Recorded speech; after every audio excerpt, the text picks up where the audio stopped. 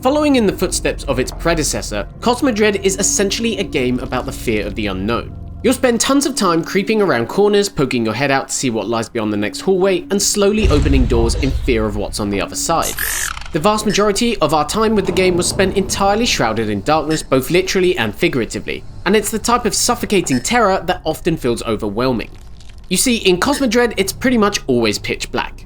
You've got a little wrist-mounted flashlight on your right hand, but other than that and the immediate hall lighting, it's a very dark game. The premise here is similar in concept to The Persistence, in that you're stranded aboard a decrepit spaceship that remixes its layout every time you respawn, and you're tasked with slowly exploring it all in an effort to escape. In practice though, Cosmodread is much more about slow, methodical stealth in an effort to avoid all the various horrific creatures. The lore is doled out gradually over time by picking up audio logs, as is standard with these types of games by this point. And patient number 247. They found this one in the automated shuttle floating outside our ship. You'll also collect blueprints for items as you explore. The structure is a bit like a Metroidvania in that you need to locate the appropriate keycard to unlock sections of the ship, but the locations of items, doors, and ship regions are all procedurally placed, so no two playthroughs are the same. One mechanic we really appreciated is that you'll find batteries in wall panels that are used to power rooms. This might just include lights and illuminated wall panels that light up the area, or it might include actual machines and levers that can be used. Each battery has a limited number of charges, so you'll need to stick them in your inventory and conserve them for the right moment. Monitoring your oxygen levels is key to survival as well, since you can die if you're not careful. We spent over 10 hours with Cosmodread, and truth be told, we still haven't seen everything it has to offer.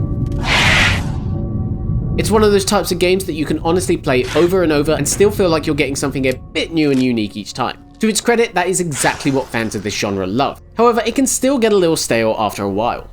Cosmodread is definitely a game for fans of roguelikes first and foremost. Don't expect a campaign-like structure here. There is of course combat in Cosmodread, but it's far from the focus. Stealth is absolutely the preferred method most of the time here, if for no reason other than that your options for fighting back are painfully limited most of the time you'll spend aboard this dying spacecraft.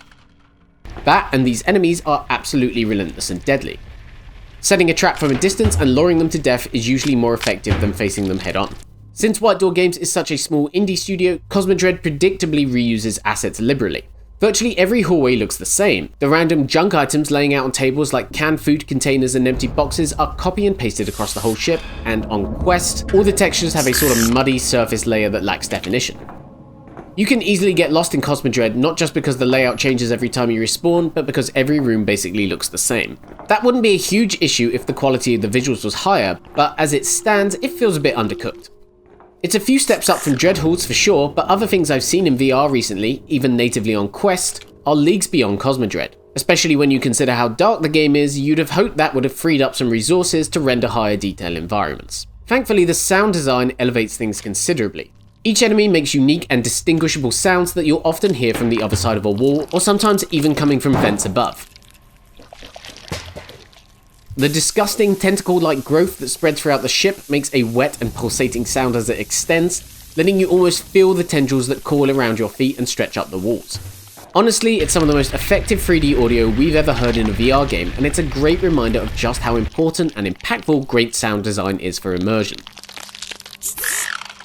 Once you're far enough into the ship, when you die you'll unlock different modifiers that can be used to alter your next run.